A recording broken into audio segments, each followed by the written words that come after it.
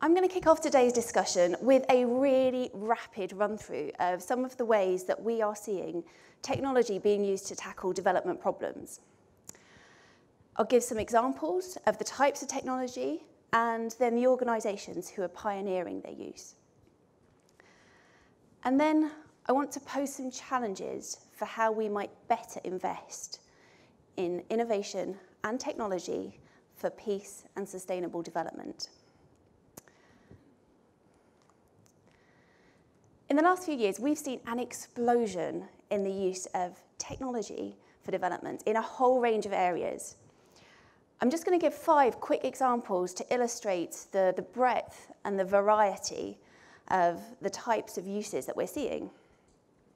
First example, distributive manufacturing technologies.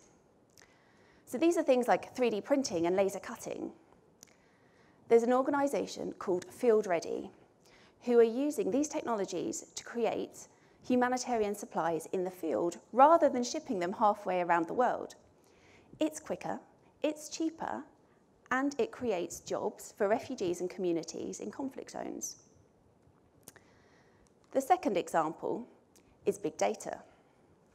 So there is a brilliantly named project called the Vampire Project, run by the UN Global Pulse Lab.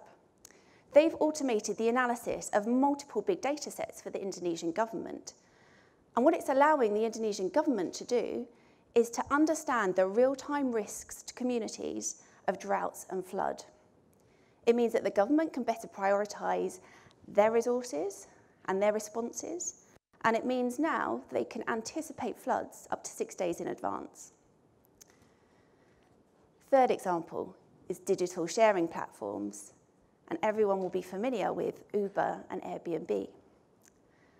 But Hello Tractor is a platform in rural Nigeria that allows smallholder farmers to rent a smart tractor from a network of local smart tractor owners via SMS.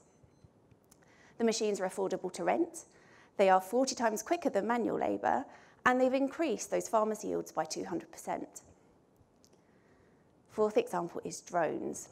Now, Zipline is using drones to deliver blood and medicine supplies to remote clinics in rural Rwanda.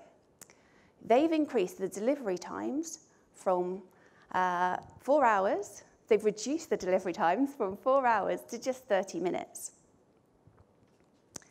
My fifth example, I had to talk about blockchain because we're at peak hype for blockchain at the moment, but it does have some potentially important applications.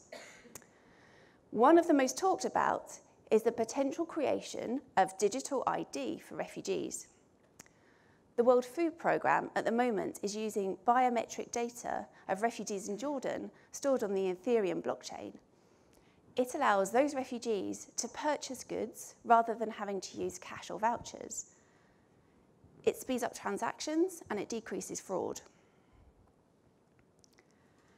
Now, one of the biggest trends that we're seeing across all of these technologies is that the majority of the applications are coming from outside the traditional NGO establishment. Traditional NGOs have been slow to embrace technology, but there are signs that things are changing. CARE, for example, recently delivered cash transfers through mobile money of $40 million to 74,000 households in Zimbabwe, rather than providing the usual humanitarian food aid. WaterAid last week released a chatbot to help its supporters connect with the people that they're helping in Sierra Leone. Amnesty International are using satellites to monitor human rights abuses, and MSF have used virtual reality to help it improve the design of its hospitals before they're built. But technological progress and adoption is, of course, no guarantee of a better future. I want to set out 3 challenges for how we might better invest in technology and innovation for sustainable peace and development. Challenge number 1. Do we need to refocus our ambitions on large-scale social transformation? Frequently, the starting point for innovation is the development of new products, new services. And particularly in NGOs, we tend to settle for incremental improvements. But incremental improvements and some new services that fix on the margins of market failures aren't going to be sufficient to help us achieve the SDGs. They're not going to be sufficient to prevent the magnifying climate disasters, and they're not going to be sufficient to resolve the growing number of protracted conflicts that we're seeing around the world. Can we set our sights higher? Number 2, do we need to think beyond silver bullets? Our innovation models at the moment are largely based on a Silicon Valley model of startups. But the issues that we care about, whether it's gender inequality or climate change, are complex systemic issues. They're inherently political. They are not going to be solved by one single startup or one single new technology. Should we instead work to create movements of innovators who can innovate across our systems and innovate our institutions too? Number 3, do we need collaborative investment in social R&D? There's a growing imperative for us to embrace and test emerging technologies quickly. We need to get faster at understanding the potential benefits of innovative technologies. And we need to get better at anticipating the potential negative consequences. We can't possibly do that as individual organisations with micro investment in discrete tech projects.